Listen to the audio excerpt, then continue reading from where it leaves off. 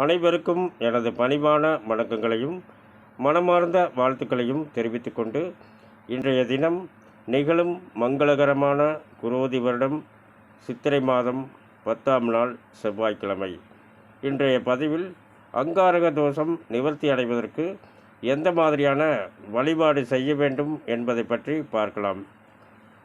எல்லா தோஷங்களும் நிவர்த்தியாக தினசரி வாழ்க்கையில் சொல்ல வேண்டிய மந்திரங்கள்.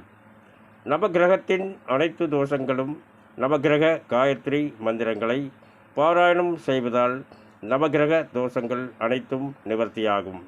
அங்காரக தோஷ நிவர்த்தி அடைவதற்கு எந்த மாதிரியான வழிபாடு செய்ய வேண்டும்?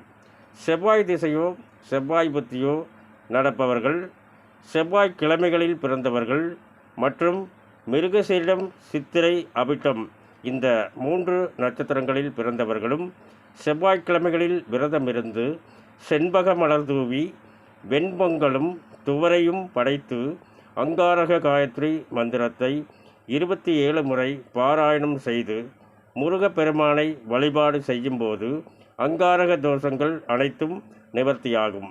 மேலும் விவரங்கள் அறிய என்றும் புலிப்பாணி என்ற ஜோதிட தலைப்பை பாருங்கள். நன்றி, வணக்கம், வாழ்த்துக்கள்.